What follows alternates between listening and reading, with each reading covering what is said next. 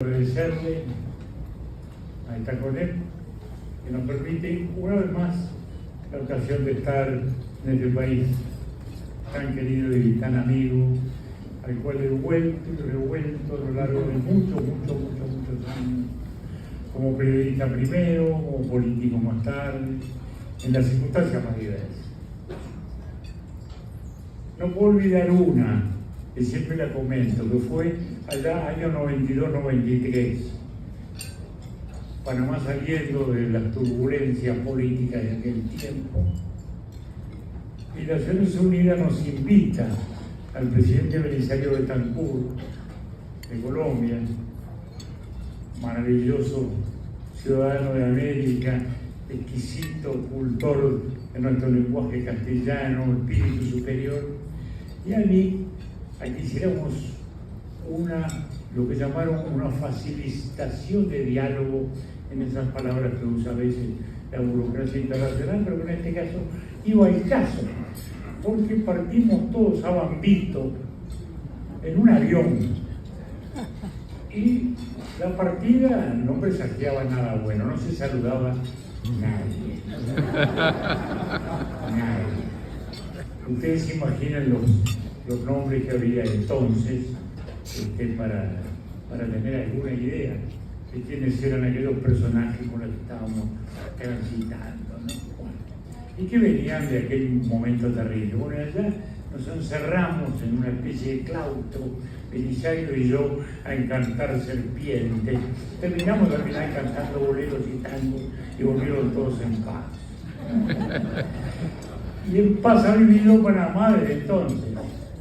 Y eso nos hace muy felices, porque esa continuidad institucional, esa continuidad política es la base de la prosperidad. En tiempos como los que estamos viviendo, estamos en medio de un cambio de civilización.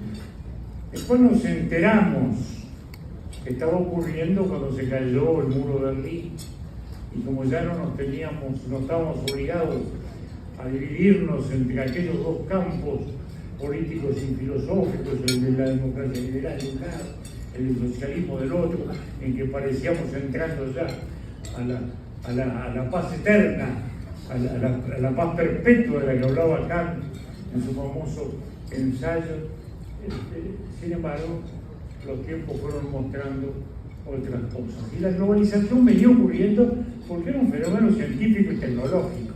No lo había decretado nadie. Y ese cambio de civilización y esa globalización tenía sus particularidades, porque tan científico y tecnológico y silencioso había sido el cambio, que no tenía conducción, porque la gran globalización del final del siglo XV y XVI, de la cual somos hijos todos nosotros, la condujeron España y Portugal. La del siglo XIX la condujo Inglaterra. Pero luego de que vivimos el mundo bipolar, nos encontramos con que el mundo se había globalizado por la comunicación, el mundo se había intercomunicado por la ciencia, que nos habíamos encontrado con que los humanos nos comunicábamos distinto, producíamos distinto, y la riqueza ya era otra, hasta el punto ya que la famosa lista de Forbes no aparecían ni los banqueros ni los fabricantes de automóviles, sino estos personajes jovencitos que aparecían allí con miradas extravagantes y que solo producían esos fenómenos inmateriales que nos siguen conduciendo. Pero en medio de ese cambio y de esa globalización, y más allá de las guerras o de conflictos particulares que hubo, hemos vivido en los últimos tiempos ya algunos fenómenos de retroceso. El 2008 fue una crisis financiera bancaria que marcó los límites de la libertad financiera y que ya ahí introdujo algunos elementos restrictivos de la globalización. Ya la capacidad financiera de comunicación no podía ser absolutamente libre en la medida en que pasaba a tener enorme y a significar enormes riesgos. Luego empezó una cierta competencia en los productos tecnológicos entre China y Estados Unidos, y Estados Unidos empezará a restringir las importaciones tecnológicas de China. Pero luego nos encontramos ahora, sorpresivamente, con dos fenómenos absolutamente anacrónicos, fuera del tiempo, fuera de la previsión, fuera del tiempo histórico, que parecían ya librados solo a las historias medievales con sus pestes, o la literatura a través del libro de Albert Camus y de tantos otros que escribieron sobre pestes centenarias o milenarias. Una peste, una pandemia universal, un retroceso inesperado. Y luego una guerra europea. ¿Cómo una guerra europea? Pues esos dos fenómenos abiertos. Y nos han desafiado este mundo, que nos han provocado consecuencias para todos, y aún, este es mi ancestro italiano, no pongo las manos.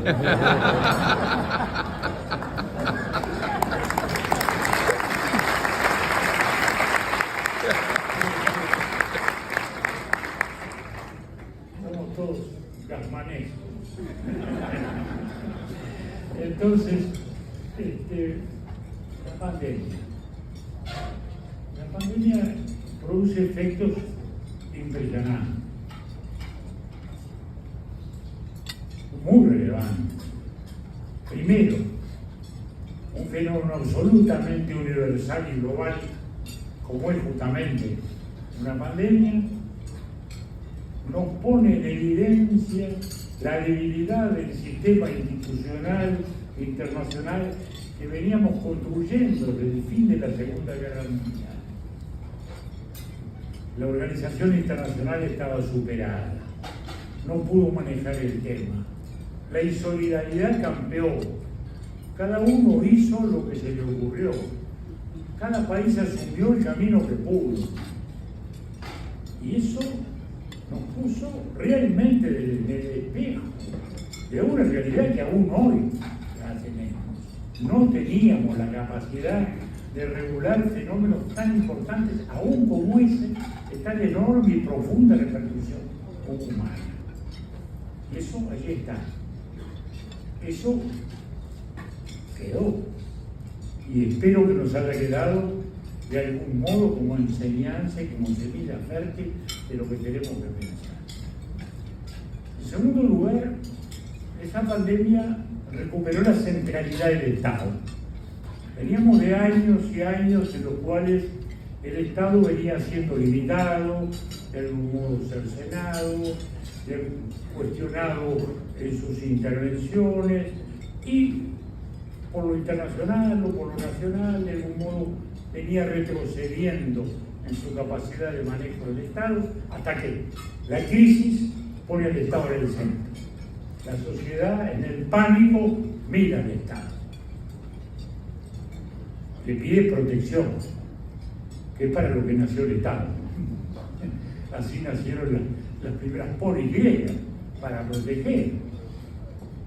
Y esa centralidad del Estado fue un hecho muy relevante, también muy preocupante, porque en muchos países fue el instrumento para que esa autoridad excesiva, casi omnipotente e indiscutida, porque ¿quién iba a discutir las medidas que se hacían en nombre de la salud pública, también generara en algunos de nuestros países muchos problemas de excesos frente a los derechos humanos y a los derechos individuales?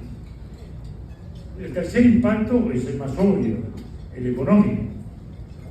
El año 20 será recordado, el 2020 de este siglo, como uno de los de mayor caída más abrupta económica que se haya ocurrido, porque fue abrupta, se detuvo todo, se paró, y eso lo hemos ido recuperando, y en general ha habido un proceso de recuperación fuerte. Lo documentaba aquí el video hace un rato en Panamá, lo podemos hablar también de nuestro país, pero ha costado. Y ahora nos encontramos con muchos cambios también. porque se perdieron muchos empleos. Hablo de nuestra región, San Pablo, Buenos Aires, Montevideo, mucho, no sé por acá, se perdieron muchos empleos. Ahora se han recuperado, pero no son exactamente lo mismo. No son exactamente. ¿Por qué? Porque la tendencia a la digitalización de la sociedad, de la ULE y de la economía, y de los procesos de organización que ya venía ocurriendo y que estaban en la base de esa globalización, se aceleraron enormemente. A tal punto que apareció ese trabajo a distancia como un elemento dominante y con una exigencia claramente cada vez mayor de esa capacitación. La empresa, obligada a sobrevivir a cualquier precio, suprimió aquellos empleos de menor exigencia técnica y en cambio privilegió y recuperó los otros, que era lo que le permitía luego la salida de la crisis. Y allí hay repercusiones sociales que no se pueden ignorar. Del mismo modo que llegó para siempre el trabajo a distancia. Ya venía ocurriendo lentamente, veníamos alternando hasta que el Zoom pasó a ser nuestra propia vida. Pasamos, como lo decía, yo dejé de vivir en Punta Carreta, Montevideo, pasé a vivir en el Zoom. Uno se levantaba con la prensa, las reuniones con el Zoom, las reuniones tal, empezamos luego en el partido, nuestro comité ejecutivo organiza por Zoom, al principio que raro, ahora nadie más quiere ir a la casa del partido de la prensa, para levantarse temprano y estar a las 10 de la mañana. Y eso le pasa a las empresas también. Le pasa a las empresas, le pasa al Estado. Hay una dificultad en el retorno a eso, y eso es algo que ya quedó para siempre y que tendríamos que aprender naturalmente a administrar. Y lo vamos a hacer, porque de algún modo ya eso se va reacumulando. Entonces, vean ustedes cuántas cosas nos ha dejado esta pandemia en aspectos tan centrales como es el Estado, la capacidad del Estado para atender la salud, la organización internacional rebasada, las características del empleo y de todos estos factores de comunicación sustancial. De modo que allí está la pandemia. Pasó, pero dejó. Pero fue herida, pero dejó activo. Dejó también promesas. Y luego, el otro segundo gran anacronismo, la guerra. ¿Cómo una guerra? Una guerra europea, sí, la guerra europea, que pasa a ser prácticamente una guerra universal. Y el impacto nos llega a todos. Nos cambia los parámetros de comportamiento, las capacidades de análisis. Volvemos al tema que es esta globalización cuando nos encontramos con un fenómeno de estas características. ¿Cómo en medio de una globalización se produce esto? Bueno, y ahí renacen dos conceptos que parecían abandonados. Uno es la geopolítica, tan consustancial para la vida de Panamá, tan ontológica y existencial. Pero entonces, la geopolítica, ¿cómo? Pero que el mundo no es global, no es que nos intercomunicamos. No, bueno, es que sí, hemos vuelto a un mundo de influencia regional, hemos vuelto a dividirnos, hemos vuelto a agruparnos en función de solidaridades políticas. Y esto, sin duda, es realmente un fenómeno nuevo, gravitante, poderoso, preocupante. Pensemos que Rusia ha quedado desgajada de Chile por una agresión. Incuestionablemente Rusia agredió a Ucrania. No había ninguna razón, ni política, ni jurídica, ni militar. No se puede hablar de que esto, que lo OTAN, esto, lo otro. No, señores. Rusia invadió Crimea, nadie dijo nada, o dijo poco, y nos quedamos con algunas declaraciones. Y como invadió Crimea, también dijo, no voy a tolerar que tenga un gobierno independiente, quiero uno igual al de Bielorrusia, y como no lo tengo, la invade. Y ahí estamos en esta tremenda situación. También anacrónica, porque estábamos acostumbrados a pensar, bueno, la Guerra Fría, o la Segunda Guerra Mundial, un gran conflicto ideológico, la democracia contra el nazismo, la democracia contra el nazismo, la Guerra Fría, que fue fría entre Rusia y Estados Unidos, pero no en América Latina, donde el tributo de sangre fue bastante más fuerte de lo que se suele recordar. Sin embargo, entonces, ¿y esto qué es? No estamos en una guerra ideológica, no estamos como fue la Guerra Fría, no estamos en una guerra, es una guerra territorial, es una guerra del siglo XVIII, que se libra a su vez con las armas del siglo XX, no con las del siglo XXI, casi con las del siglo XIX. Qué extrañas cosas, qué extraño anacronismo. Entendamos, no es novedoso en Rusia, esto es una vieja historia, porque Pedro el Grande ya sostenía, Pedro el Grande, el gran constructor de San Petersburgo, ya sostenía que la fortaleza de Rusia estaba en la conquista de su frontera. Esto no lo entendían mucho los norteamericanos y los ingleses cuando Stalin en la posguerra, por el final de la Segunda Guerra, reivindicaba cosas exactamente iguales a las de Pedro el Grande, que son estas mismas. Es decir, los países bálticos, Bielorrusia, Ucrania. Tony lo explica muy bien. Y dice, se asombraban de Stalin porque no se acordaban de Pedro el Grande. Y Pedro el Grande es el que ha homenajeado a Putin. La gran diferencia es que Pedro el Grande era europeísta. Y Putin, que parecía serlo, ahora se ha enfrentado a Occidente. Y no deja de ser un desgajamiento cultural. Pero esto muy, muy profundo. Yo lo siento mucho, pero lo dejamos para otro día. Y sí, porque mi generación se hizo leyendo a Dostoyevsky, se hizo escuchando a Rahman, sí, señor. Sí. Se hizo escuchando a los grandes músicos rusos, Stravinsky, que era la modernidad, Rahman, lo que era el último romántico, ¿no? Sheikh, con sus cuentos maravillosos, era el bueno en común, ¿no? Y hablemos Tolstoy. Los artistas, el arte moderno, constructivo, hacia allí, con Malevich, con Candini.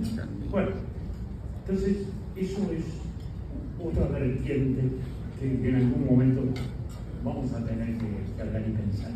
Pero acá estamos hoy entonces en una guerra, y esta guerra ha cambiado todo. Y ha generado situaciones, para empezar, Estados Unidos nunca ha estado más cerca de Europa, o Europa nunca ha estado más cerca de Estados Unidos. O sea, se ha producido una aproximación fuerte. China ha quedado en una posición incómoda, sin duda. ¿Por qué? Está allí. Acá está nuestro amigo el embajador de China.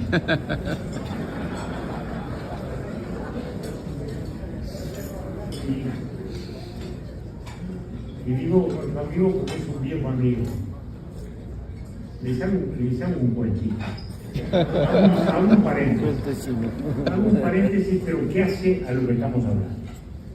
Hago un paréntesis. Este joven, embajador, entonces era un jovencito diplomático que hablaba español en la Cancillería de China. Y entonces era mi traductor en la primera visita oficial que hacíamos después que habíamos reanudado las relaciones. Estamos hablando del año 88. Y allí, bueno, este señor estaba en el medio de Deng Xiaoping y vuestros ciudadanos acá presente.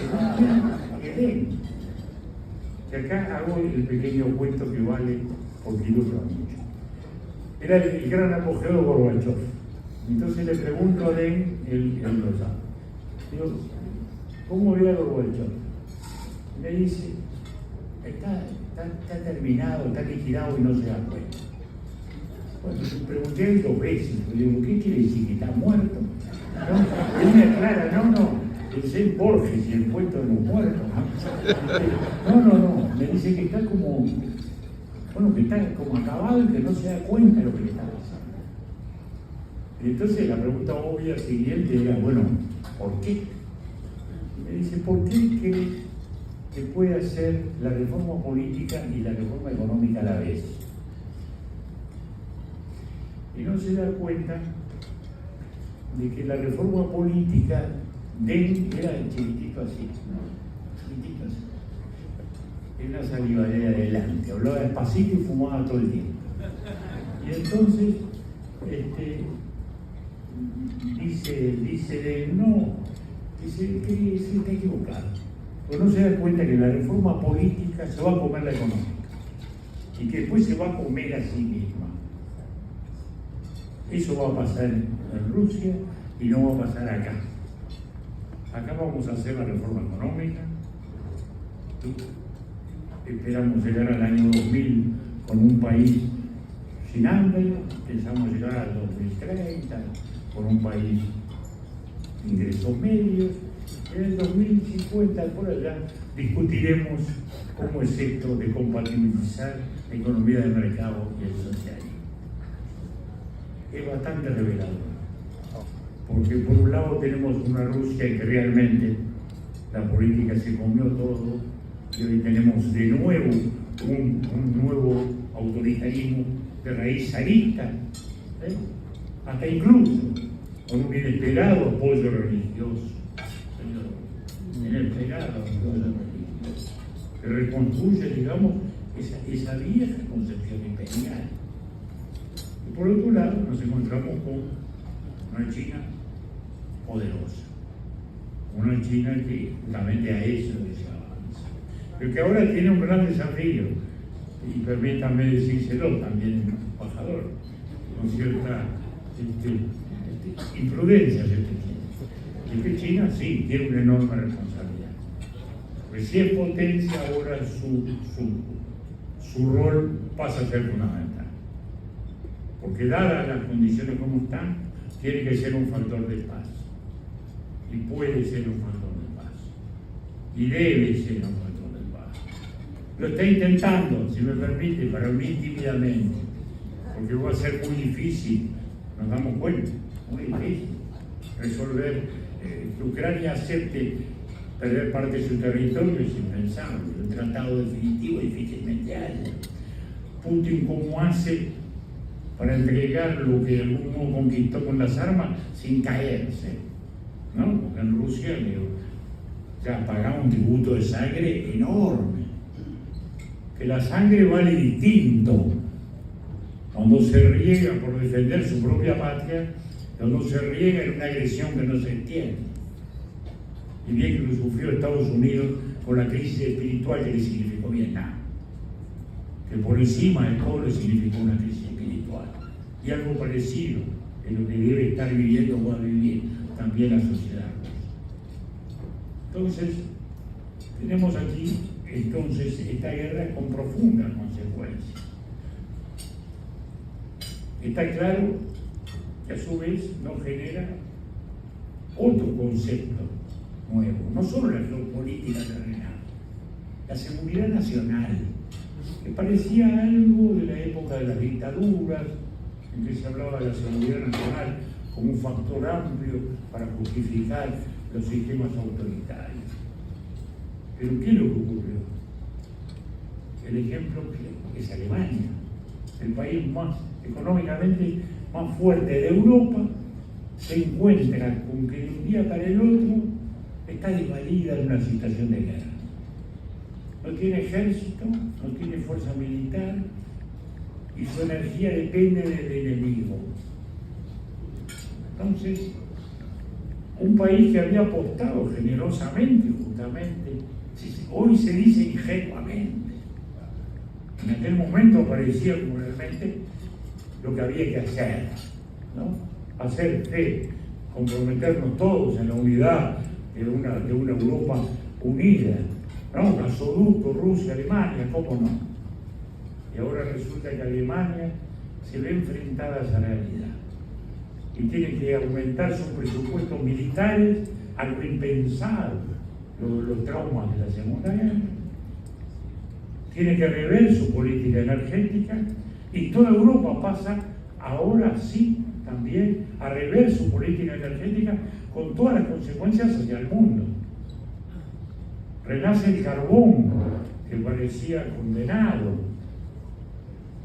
los arrebatos contra la energía nuclear, que parecía también vituperada, salvo el reducto francés, porque Alemania había condenado la energía nuclear y Francia le vendía energía que producía en planta nuclear.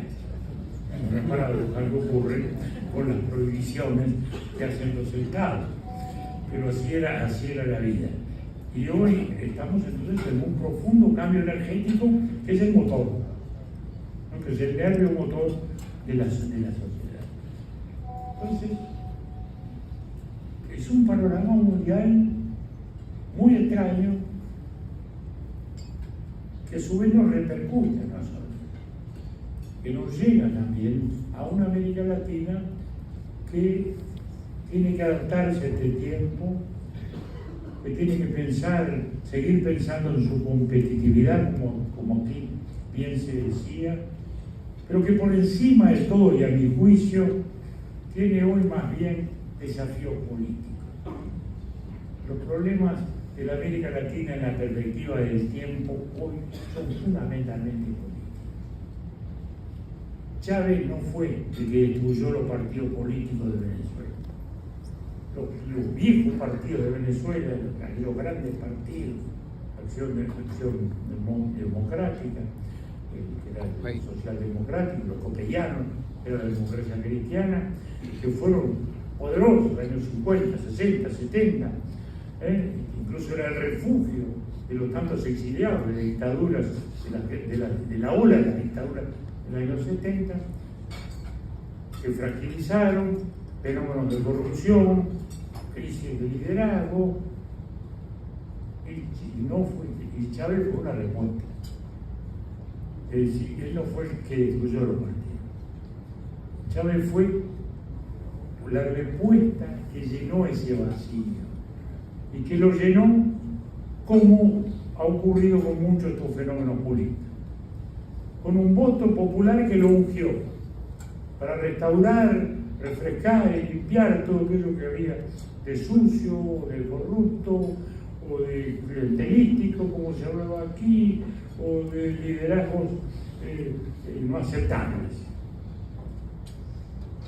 Aquella legitimidad y origen fue perdiéndose en el ejercicio y terminamos en una real legitimidad de ejercicio, en un autoritarismo y en una dictadura. ¿Por qué? Bueno, porque el fenómeno populista no es un fenómeno ideológico, es un fenómeno instrumental. El populismo es una actitud política dirigida a la conquista y la conservación del poder, normalmente sobre la base legítima de una votación que se asume no con las limitantes propias de la democracia, sino con la capacidad omnipotente para desde esa mayoría circunstancial avasallar minorías, no respetar la separación de poderes, jugar al límite del Estado de Derecho hasta terminar deteriorándolo y debilitándolo sobre la base de una explotación pública de sentimientos, de prejuicios, de irracionalidades, de temores y de odio que sustituyen el ejercicio esencial de la razón que está en el sustento de la democracia.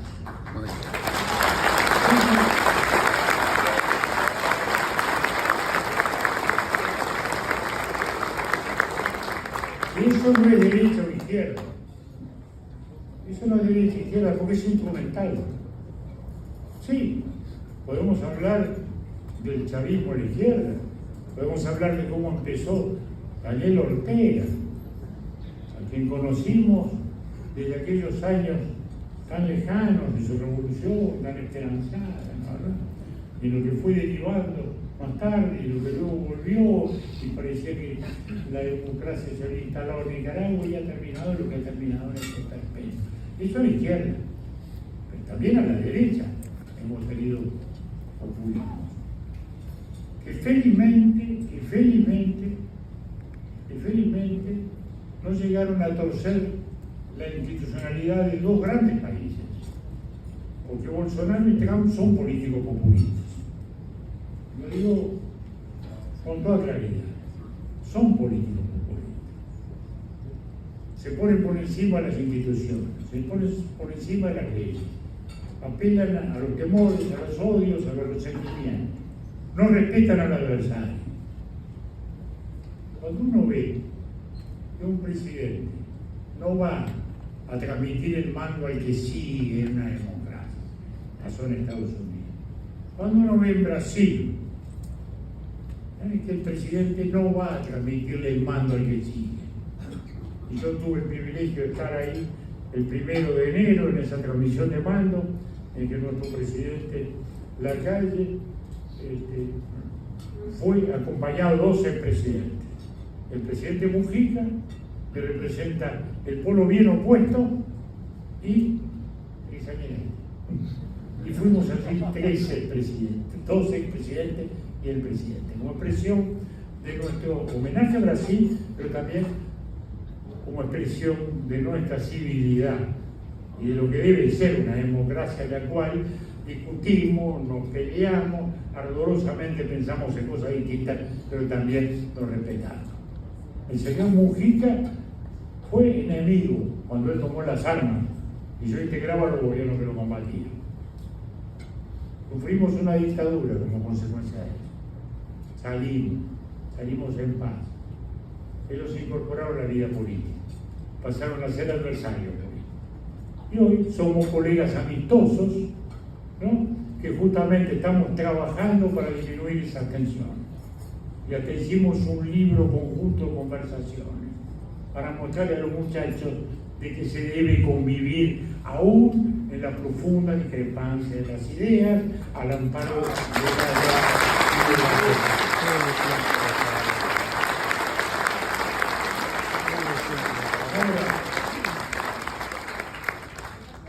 los problemas de la democracia están allí, pero sin embargo Trump no pudo porque la institucionalidad norteamericana es fuerte. Y Bolsonaro no pudo porque también Brasil ha llegado a tener una institucionalidad fuerte. Tan fuerte como que vivió 2 impeachment en semejante país. No hay que ver lo que Brasil hizo. Bueno, vivió el impeachment de Collor, vivió el impeachment de Dilma, vivió la prisión de Lula. Es decir, y todo eso transcurrió dentro del sistema institucional. También eso nos ha llevado a otro tema, que también ha debilitado mucho la democracia, como es naturalmente, que es el fenómeno de corrupción por un lado y de judicialización de la política por el otro. Porque también esa traslación constante de los debates políticos a la justicia termina, sí, judicializando la política y también luego politicando inevitablemente la justicia. Porque la justicia está para dirigir los conflictos entre las personas o entre el Estado y las personas, pero no para dirigir los conflictos colectivos que debe resolver el sistema político. Pero esto mismo ha generado también todas estas situaciones que afectan a nuestra democracia. Y nuestra democracia tiene los fenómenos de insatisfacción que no son de América Latina. Francia, la gran Francia. Hace 2 elecciones que en la segunda vuelta no están ni los republicanos de Gaulle ni los clásicos socialistas. Y se disputa entre extremos. Es lo mismo que ha pasado entre nosotros. Fíjense en Chile. un país que se ha sido considerado modelo de crecimiento en los últimos años. Los partidos de la concertación, el socialismo democrático, con dos presidentes extraordinarios como como el ingeniero Ricardo Lago, gran figura, la doctora Bachelet, los demócratas cristianos, don Patricio Eduardo Frei, dos periodos liberal conservador Piñera, y se termina en una elección de dos extremos pequeños, poco representativos, que no tienen mayoría parlamentaria ninguno de los dos, y que termina en el gobierno de un joven de tradición, de dirección estudiantil, lleno de buen ánimo, lleno de buenas intenciones. Aquí lo vemos todos los días luchar con la realidad y tropezarse con ella, y que va aprendiendo, como dice mi amigo Lago, pero que todos los días vive a tropezones porque no tiene nada de entrada. Entonces, cuidado con vituperar de la política y de los partidos, ¿no? Porque luego eso también tiene sus serios temas, ¿no? Entonces, estamos señalando los motivos que van generando esa insatisfacción, esa distancia. Y como esto ya va siendo largo, vamos a ver, no para los efectos finales, a las redes y a sus consecuencias, porque este es un punto también esencial en la democracia. Antes la gente, ¿cómo se comunicaba? ¿Cómo protestaba si tenía un reclamo? Iba a su partido político, iba al comité de su barrio, iba a su diputado, o iba a su parroquia a hablar con su cura, ¿no? O iba a su gremio, o iba a su cooperativa. Ahora no. Ahora está enojado, escribe un Facebook, no se lo encuentra al día siguiente y le dice, no sabe lo que le dije al gobierno. ¿Hablaste con el presidente? No, le encajó un Facebook anoche. El presidente no durmió. No, nadie se enteró.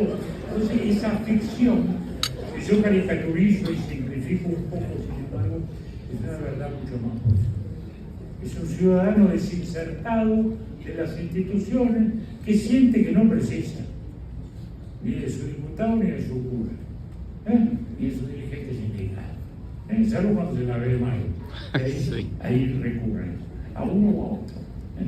Pero entonces ese ciudadano desinsertado, descomprometido, que vota en función de los rumbos publicitarios, de las modas, mundo de los influencers. No, señores, no, los políticos no son influencers, son intérpretes y conductores, tienen que interpretar los sentimientos de la gente, pero también conducirla hacia la racionalidad, porque digamos las cosas como son. Un político que haga todo lo que le reclama a la gente va a fundir el país en una semana. Por eso que tiene que ser conducido, conductor, intérprete, pero conductor, esencialmente un pedagogo.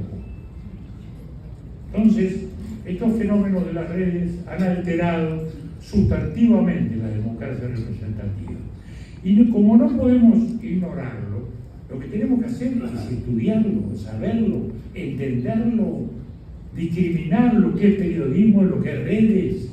Las redes no son periodismo, es simplemente un aluvión, es un aluvión inorgánico de frases, conceptos, discursos, imágenes, que van generando y que son herramientas, y herramientas útiles. Yo no reniego de ellas, ¿no?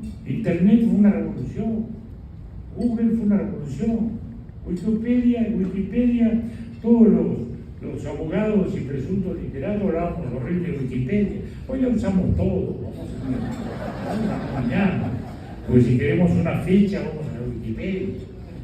Pero ya sabemos bien cuál es el límite de la Wikipedia, y sabemos bien cuál es el límite de Google. Pero es una herramienta fantástica, son herramientas que saben usar. Lo que ocurre es que cada herramienta nueva atrofia otra. La primera fue la escritura. Cuando el ser humano inventó la escritura, ya hubo zonas de la memoria que atrofió, porque no necesitaba recordarlo. Y así fue la evolución de la humanidad. Todos recordamos cuando apareció la maravillosa y modestita máquina de calcular, ¿no? Y hoy, ¿quién de nosotros sabe dividir dividir por 4 cifras, como nos enseñaban, y nos torturaban en cuarto año de escuela, dividiendo con un divisor de 4 cifras. ¿No? Ay. ¿Y eso nos hizo menos inteligentes? No, al revés. Nos exigió más, porque eso ya estaba dado. La cuenta no importaba, la hacemos así, pim, pum, ya está. Y esto es lo mismo que nos pasa ahora, señores. Ese es el gran tema. Esta batalla, si podemos usar una expresión bélica que nos rechaza, esta gran competencia, este gran desafío mundial se va a dar en el campo de la innovación, del que agregue algo, del que innove algo, del que tenga la capacidad de poner algo más que un algoritmo.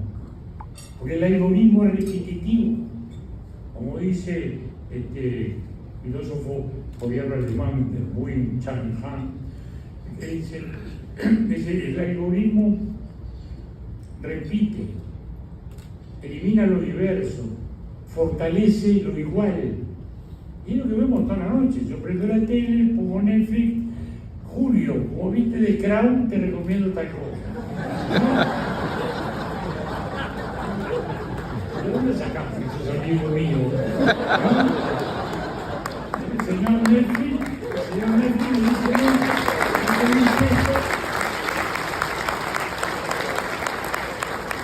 dice esto, ahora tendría que ver esto. Y esto es muy profundo. Porque eso es, como dice el mismo filósofo, el conocimiento ya está. La información ya está. La información ya está, pero el conocimiento es un proceso de maduración distinto. Ya el poeta Eliot, como todos los poetas que siempre alumbran, decía: ¿qué clase de conocimiento es ese que se agota en la información? Y después decía: ¿qué clase de sabiduría es aquella que se agota en el conocimiento? Bueno, esas categorías no han desaparecido. Y hoy el chat GTP, que tampoco debemos enojarnos con él, nos va a ayudar mucho. Sí, porque uno lo fácil lo va a encontrar allí. Pero la innovación y la creatividad no. Y eso va a pasar en todos los órdenes de nuestra vida. De la ciencia hasta la literatura. Porque ¿quién puede escribir una novela que comience muchos años después? El coronel Aureliano Buendía había de recordar aquella remota tarde en que su padre lo llevó a conocer el hielo. Pero eso lo escribió García Márquez en el comienzo de 100 años. ¿Usted cree que alguna máquina va a poder iniciar así una novela? No hace nada.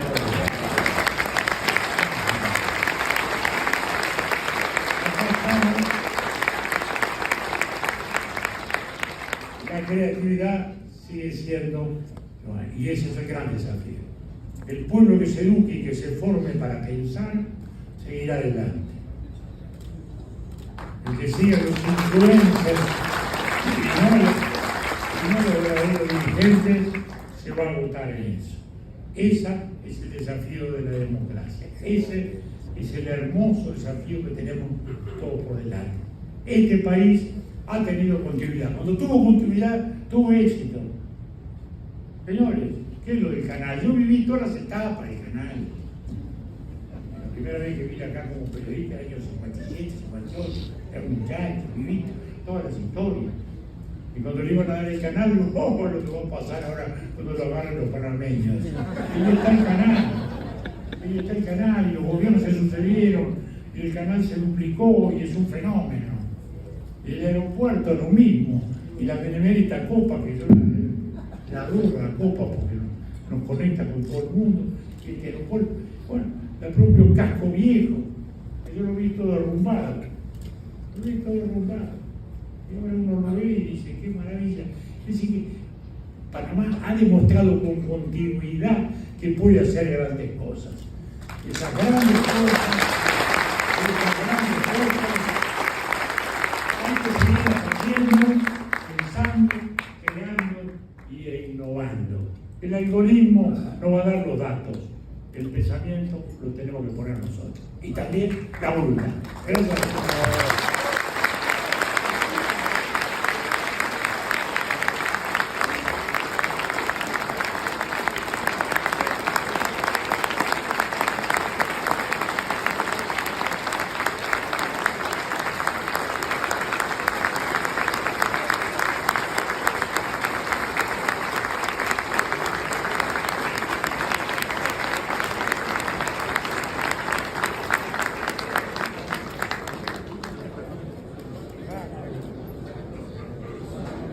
Ramona, saca la foto, porque yo estoy grabando. Rubén Castillo Gil, presidente de CONEP, hace entrega de un reconocimiento al doctor Julio María Santi, invitado de honor en la organización de educación